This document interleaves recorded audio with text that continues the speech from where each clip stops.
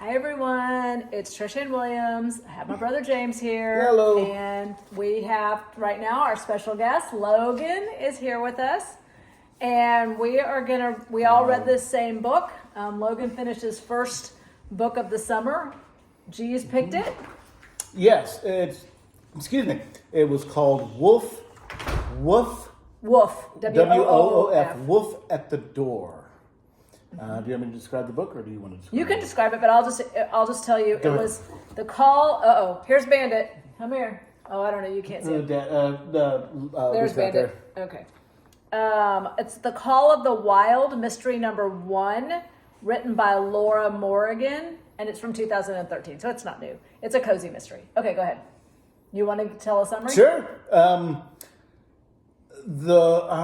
Forgive me because I forgot the names. Grace. Okay, Grace is an empath when it comes to animals.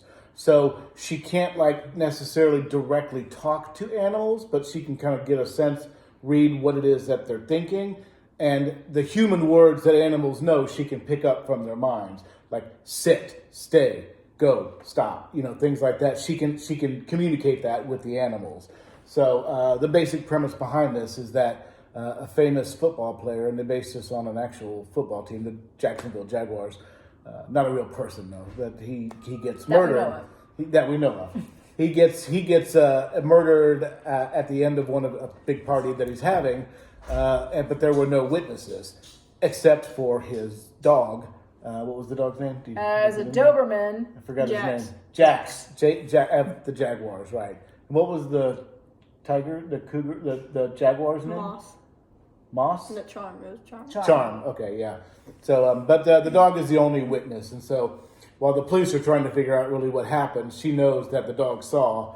She doesn't know yet who the dog. She can't read who did it, but she knows that the dog's witnessed this murder, and so now she's taking kind of possession of the dog and trying to find out what actually happened from the dog. Mm-hmm. Really good. Yeah, it was.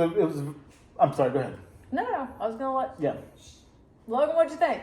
I liked it. I liked the parts of the animals and stuff. I just thought that she kept waiting to figure Jax out for some reason. I don't know why she kept like holding it back. I felt like because Jax would have his panic attacks. Yeah. Jax would start to remember the murder, and then he would go crazy like he wanted to help his dad, but he couldn't help his dad. So I think she was just trying to go slower, get him to a calm spot to where... So where he could remember all of it. So that he could remember all of it, yeah. Yeah. Yeah, and I also think I like how she helped all the animals in the zoo, like her job at the veterinary. That was good. Mm-hmm. And helping the giraffe. She helped the giraffe get unstuck. What did she have on her head when she had a lemur. A lemur, yeah. In the beginning. And it was the giraffe that stepped in some wire and wouldn't let anybody cut the wire. And I really like the scene with the jaguar. And she was good Those about are good scenes. That was a really good scene. Yeah, and she picked up evidence from the jaguar and just did a lot of work for the cops, I'd say. Yeah. And kind of tried to work with them, but got in some trouble on the way. How do you feel that the police reacted to her when the main officer, when she finally said, I can talk to animals?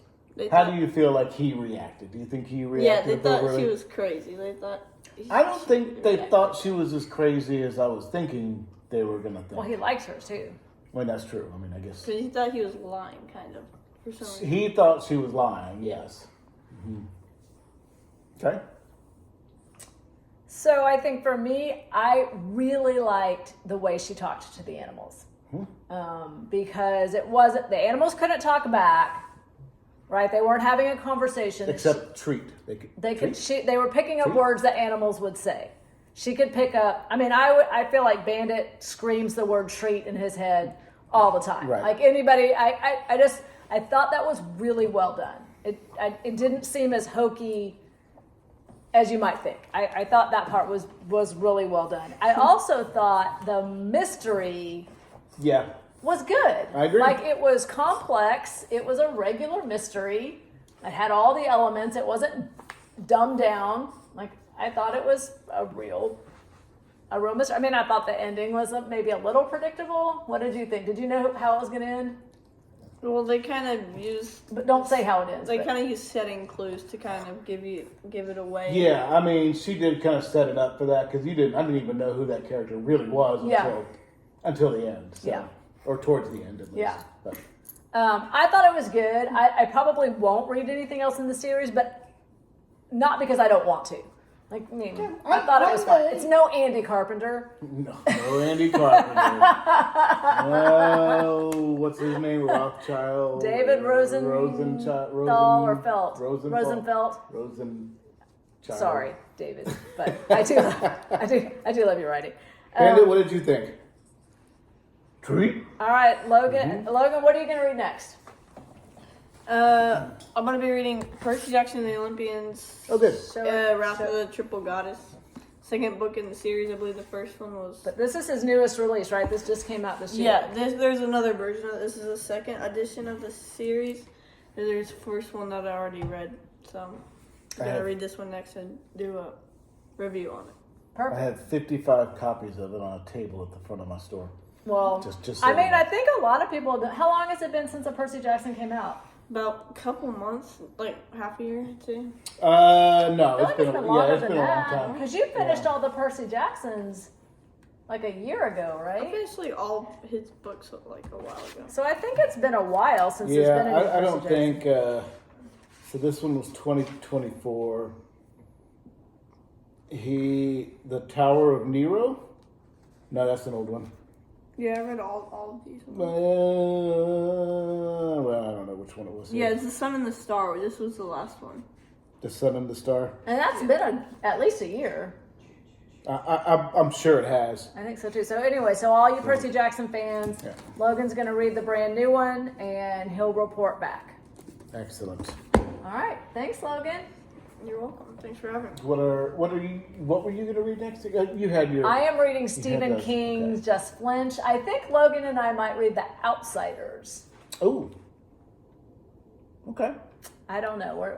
That's one of the ones we're thinking of, and then it's a good one. He may read a lot of violence. What's the what did I tell you? Skink. The Skink. He may read Skink. Yeah, we're going to talk about Skink in another episode here because that was Dad's. That was Dad's pick, but Logan may be in that one. We may have a whole generational. We'll make Dad come up for that one. Yeah. Okay. So because we did Shawshank Redemption already. No, we haven't done it. We haven't reviewed it. We didn't do it with Mom. Oh, did we? No, we did something. No, else. You're right because he called me up the other day. Oh, What does this phrase mean? I was like, Dad, just Google it. And he did. And he called me back. This is what it means. No, he texted us because I got it too. I was like, I don't care. Well, he emailed me the response. So I was like, okay. All right, first you call me, then you text me, then you email. I know. I think pick your media. We have a few to do with Dad too. But anyway, I think I might have Logan read that one too. I think he'll like that. It's told from a 14-year-old boy. Yeah.